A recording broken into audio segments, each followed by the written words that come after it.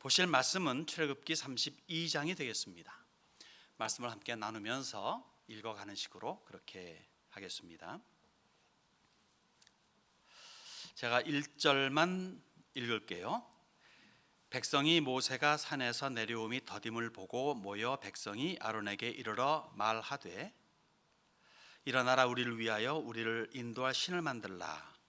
이 모세 곧 우리를 애굽 땅에서 인도하여 낸 사람은 어찌 되었는지 알지 못함이니라. 40일간 시내산 위로 올라가 있습니다. 비도 한 방울 오지 않는 건기 때인 줄로 알겠죠. 그 동네는 지금도 1년 내내 거의 비가 안 오는 곳이기 때문에 비도 안 오죠. 산 꼭대기죠. 산 꼭대기에 무슨 샘이 있을 리 만무하겠죠. 아무러한 소식 없이 40일 정도를 지나가게 됩니다. 열흘, 20날, 30날 지나가니까 이제 산 기슭에 있는 사람들로서는 조바심을 가지지 않을 수가 없겠죠. 죽었나? 죽었을 거야. 그러면 야단인데 하는 생각에 이르게 됩니다. 물론 하나님과 직접 관계된 것이기 때문에 이제껏의 지난 수개월간의 하나님의 하신 일을 보게 되면 모든 것이 기적이라고 하는 것에 연속 선상에 있으니까 40일간 산꼭대기에 있어도 해야 그 당시의 환경으로서는 마땅한 건데 그만 사람의 생각과 논리가 앞섭니다. 답답은 하죠.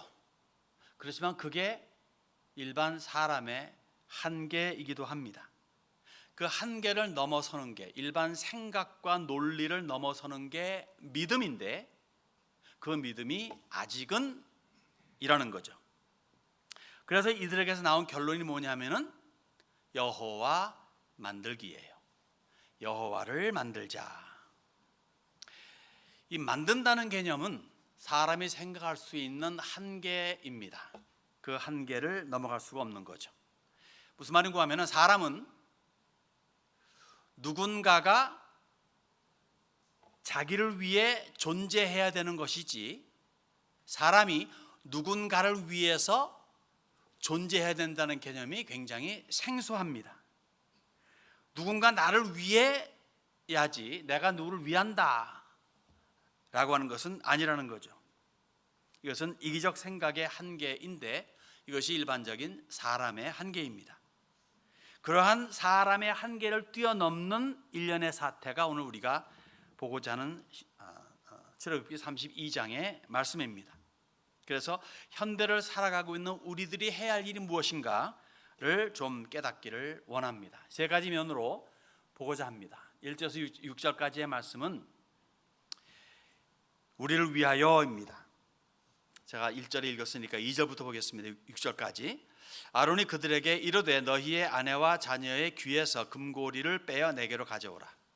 모든 백성이 그 귀에서 금고리를 빼어 아론에게로 가져가매 아론이 그들의 손에서 금고리를 받아 부어서 조각 칼로 새겨 송아지 형상을 만드니 그들이 말하되 이스라엘아 이는 너희를 애굽 땅에서 인도하여 낸 너희의 신이로다 하는지라. 아론이 보고 그 앞에 제단을 쌓고 이에 아론이 공포하여 이르되 내일은 여호와의 절일일인지라 하니 이튿날에 그들이 일찍이 일어나 번제를 드리며 화목제를 드리고 백성이 앉아서 먹고 마시며 일어나서 뛰놀더라. 우리를 위하여 우리를 인도할 신을 만들라. 여호와 만들기에 가장 내적인 이유는 그겁니다. 우리를 위해서. 모순이죠. 만들 수 있는 신이라면 과연 신뢰할 만할까요? 우리의 손으로 빚을 수 있는 그러한 신이라면 믿고 따를 수 있을 만한 신일까요? 보여야만 한다, 만져야만 한다, 내 눈으로 확인할 수 있어야만 된다 하는 것은 이른바 믿음이 필요 없다는 거죠. 그것은 곧 사실에 안주한다는 거예요. 즉 과학이라는 것에 만족한다는 겁니다. 과학이 뭐죠? 관찰과 실험을 통해서 얻게 되는 조직적 지식이 과학이에요. 보고 실험하고 해서 내 눈으로 증거되는 것, 이것이 과학입니다. 그러므로 이스라엘은요, 보이지 않는 것을 믿을 수 있는 고차원적인 믿음에서, 즉 고차원적인 신앙에서 보여야만 믿을 수 있는 저차원적인 과학 혹 지식으로 전락되고 많은 순간이 이 순간입니다. 사실 이스라엘은 그렇다 칩시다. 그럼 아론은 어떻습니까? 누구보다도 가까이에서 모세와 함께 기적들을 맛보았습니다. 아무도 허락되지 않지만 아론만큼은 모세와 더불어 하나님께로 가까이 갈 수 있는 특권자입니다. 이 사람만이 모세와 더불어 가장 가까이에서 하나님을 접한 분이죠. 그리고 약속된 대제사장입니다. 모세가 죽고 남은 모세의 자녀들도 이 제사장 계열의 밑으로 들어가야 되는, 편히 말하면 이스라엘 계통에서 영적인 가장 큰 지도자인 아론이라는 겁니다. 대제사장. 그러므로 이스라엘이 우리를 위하여 우리를 인도할 신을 만들라 할 때 단호히 거절하고 하나님에 대한 신앙을 공고히 불어넣어 줬어야 했던 거예요. 모세는 곧 내려올 것이다. 너희들 보지 않았니? 지난 수개월 동안에 하나님께서 어떻게 역사하신 거 알잖아. 홍해의 바다를 가르시는 하나님께서 산 위에 모세를 40일 동안 살리지 못하겠냐? 기다려. 이곳까지 우리를 인도하신 하나님을 믿음으로 기다려. 모세의 하나님을 신뢰해 라고 그렇게 마땅히 외쳤어야 되는 거예요. 그런데 좀 이따 읽겠지만 25절이 이렇게 말합니다. 모세가 본즉 백성이 방자하니, 이는 왜 방자해졌는가 하면은 이는 아론이 그들을 방자하게 하여 원수에게 조롱거리가 되게 하였습니다 라고 말합니다. 자, 아론이 모세에게 어떻게 핑계를 대는지 아세요? 좀 이따 다시 읽겠지만은 21절에서 24절의 내용을 축약하면 이런 거예요. 아이고, 말도 마십시오. 이들이 얼마나 악한 백성임을 당신도 잘 알잖아요. 그냥 내게 와서 매일마다 조릅니다. 당신 모세가 분명 산 위에서 죽은 것이 분명한데 우리를 인도할, 또 이제껏 인도하신 그 신 여호와를 우리 눈으로 보게 해 주십시오. 만들어냅시다. 모든 종교가 다 그렇게 하지 않습니까? 우리도 그래야 되지 않겠습니까? 그래서 할 수 없이 금을 다 모아서 녹여 부었더니 이 금송아지가 나왔네요. 이런 식의 지금 핑계를 대는 겁니다. 여러분요, 사람은 일반적으로요 자기의 허물을 인정하고 싶어하지 않습니다. 누구에겐가 핑계를 돌리려고, 탓을 하려고 그래요. 기본입니다. 그거는 아담과 하와가 우리의 조상 아닙니까? 그분네들이 그랬어요. 아담은 하와에게, 하와는 뱀에게. 근데 책임을 전가를 하다가 말이죠, 가장 안전한 곳이 어딘 줄 아세요? 가장 높은 분한테 책임을 돌려버리면은 가장 안전합니다. 자, 아담이 이러이러한 모든 문제의 근원이 사실은 하나님이시지요 라고 은근히 그렇게 말을 해요. 창세기 이렇게 말합니다. 하나님이 주셔서 나와 함께 있게 하신 여자. 누가 줬다?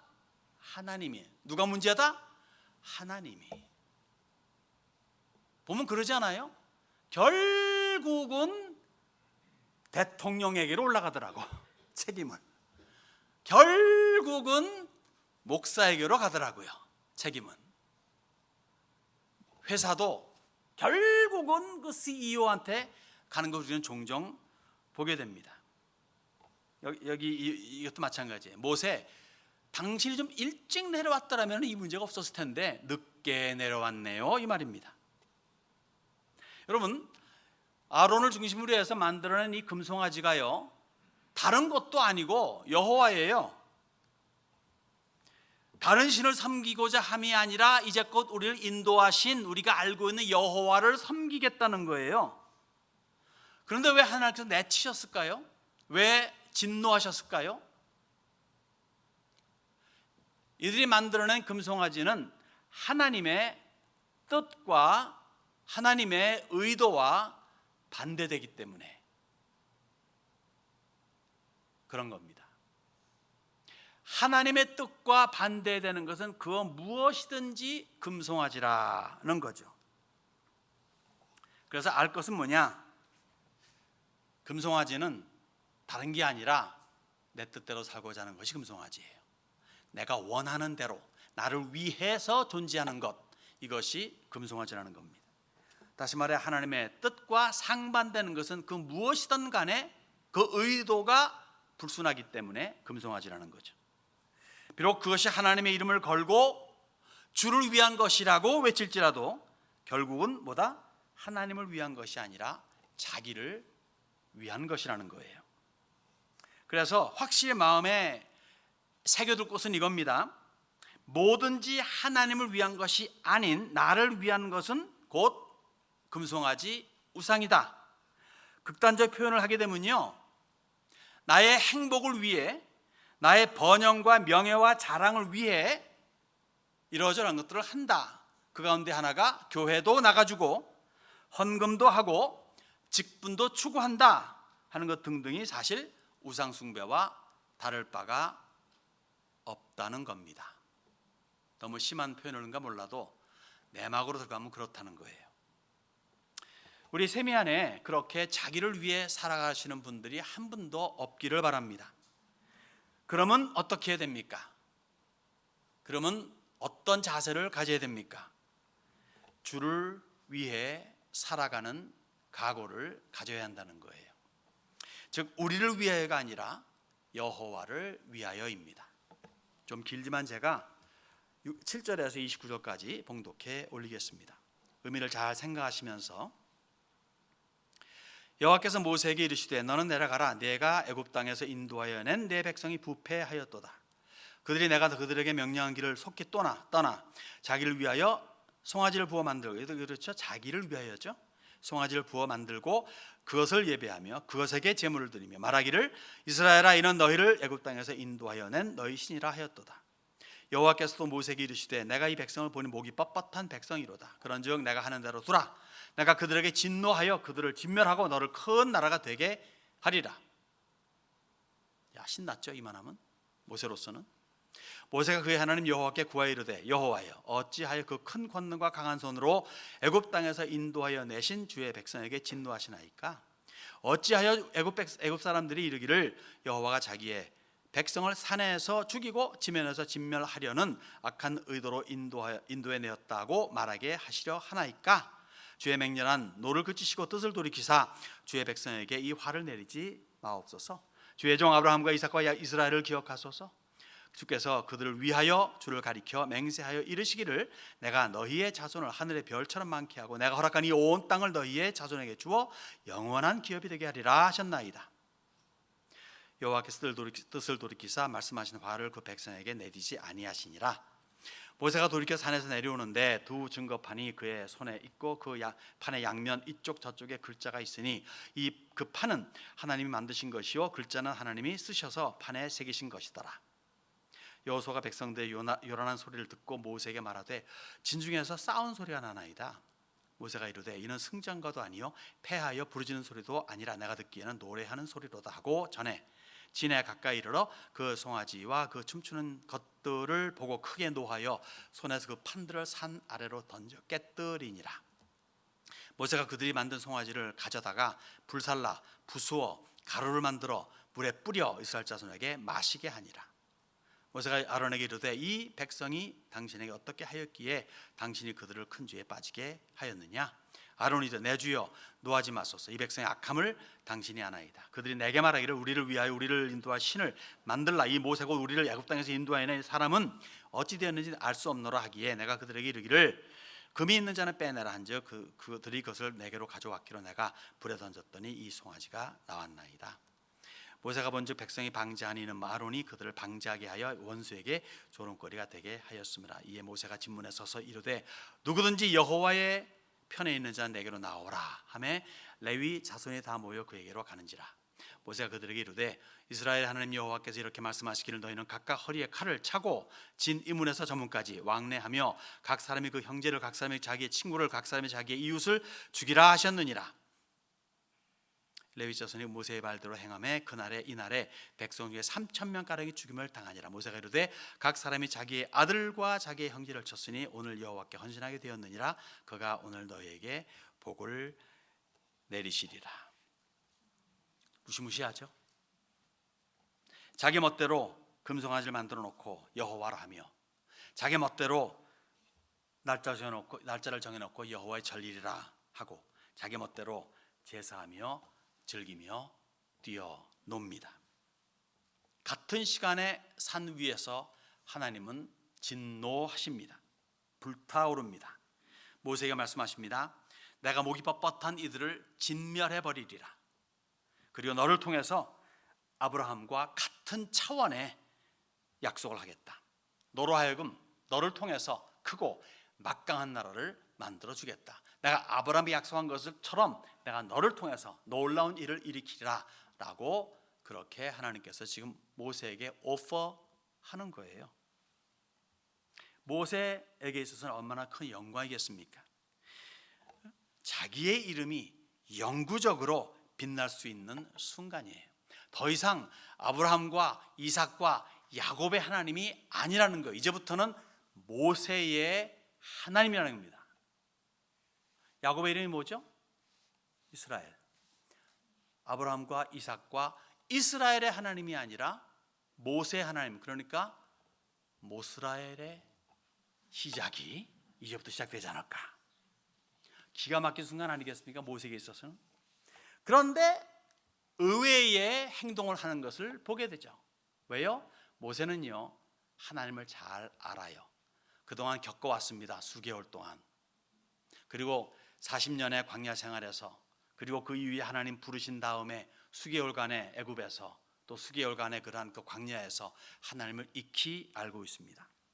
그래서 대뜸 반론을 펼치는 거예요. 아닙니다. 그럴 수 없습니다. 뜻을 돌이키십시오. 그렇게 하시면 이스라엘뿐만이 아니라 주의 명성마저 땅에 떨어집니다. 이스라엘 광야에서 죽인 잔악한 악한 신이라는 명성을 얻게 될 겁니다. 우리 조상 아브라함과 이삭과 야곱에게 약속하지 않았습니까? 한 번 약속은 영원 가는 건데 그 약속을 깨뜨리실 하나님이 아니지 않습니까? 너희의 자손을 하늘의 별같이 많게 하고 젖과 꿀이 흐르는 가나안 땅을 주시겠다고 약속한 것 알고 있습니다. 남아이런 중천금이라고 하는데 그 중국의 그 말이 사실 이제 시작한 것이라 생각이 들어요. 여호와이런 중만, 중억, 중불가승수, 어떤 중절대 가치를 가진 금이다 라고 무게와 가치를 가늠할 수 없는 말씀인데 그 말씀이 변경될 리가 만무합니다. 사실요 이렇게 자기 자신을 하나님 앞에 표현하며 반론을 펼치고 오히려 하나님을 나타내고자 하는 하나님의 그 원래의 그 의도를 표현해내는 모세는 이때가 아마 하나님께서 진짜 내 모세라고 하는 그러한 그 인정받는 때가 아니었을까 생각을 해요. 나의 뜻, 나의 명예, 나의 자랑이 아닌 하나님의 영광을 우선으로 여기는 자세와 거기에 준하는 평생의 삶이 우리가 아는 모세로 되는 이 순간이 아닌가 생각해 보죠.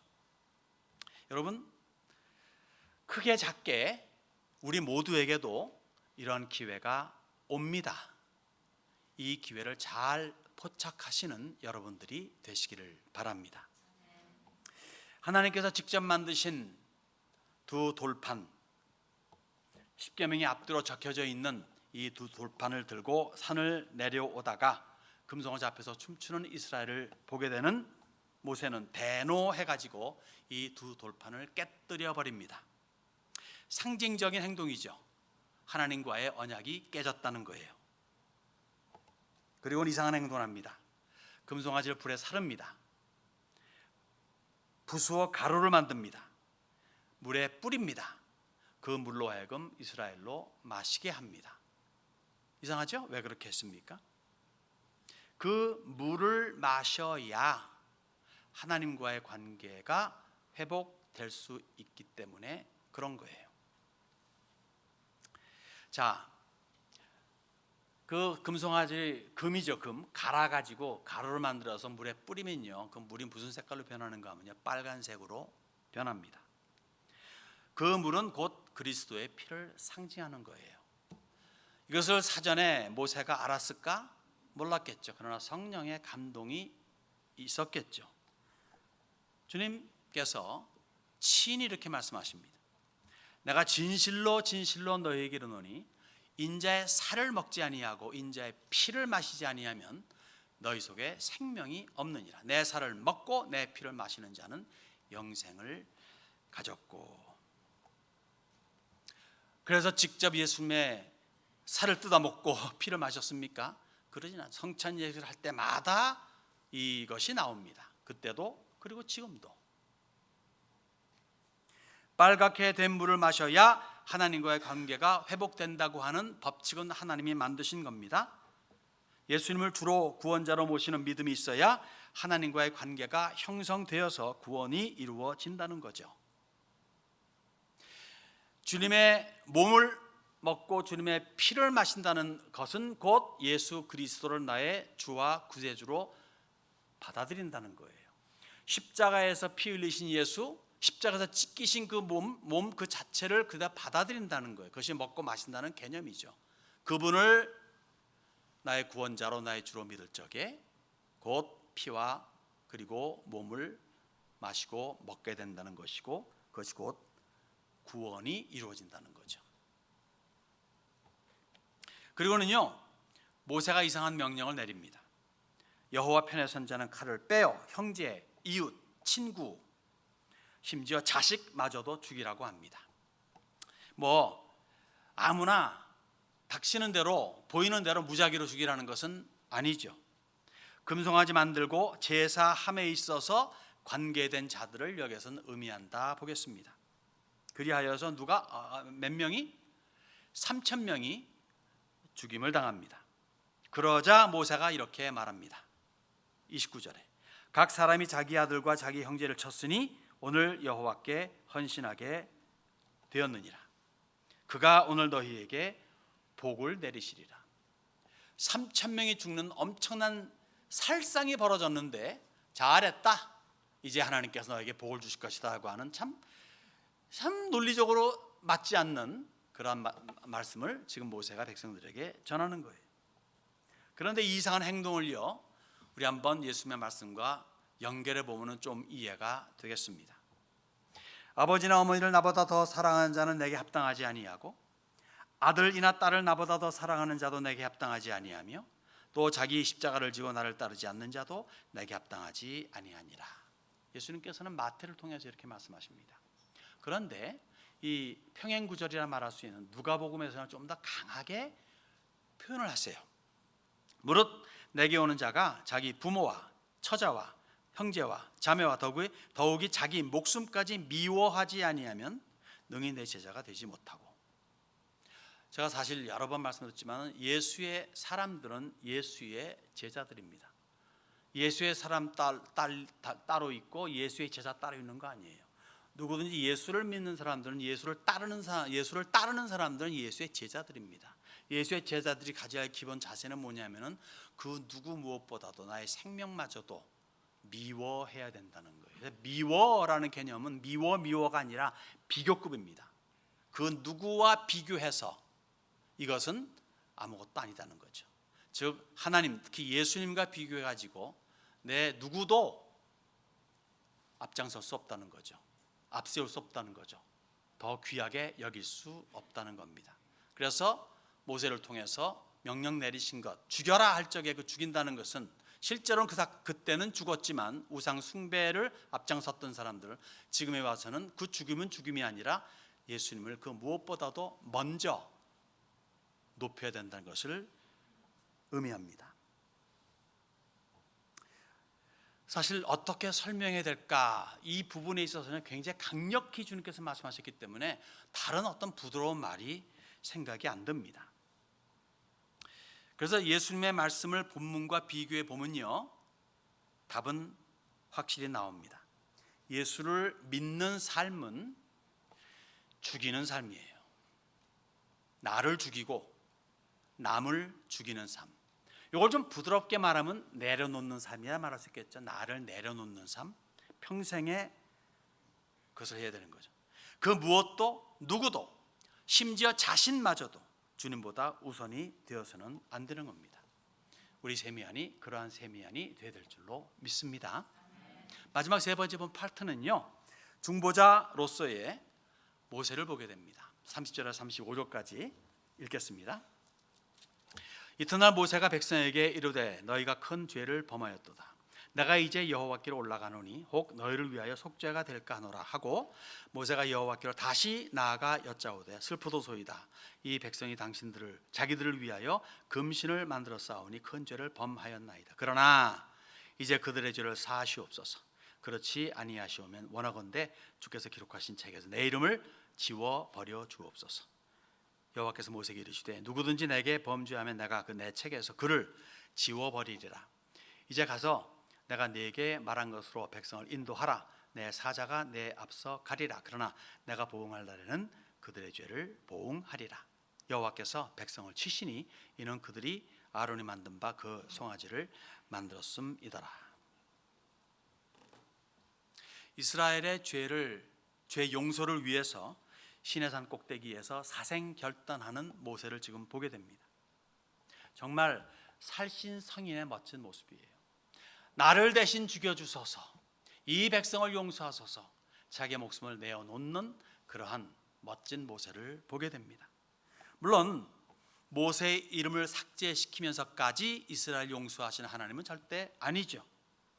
그런데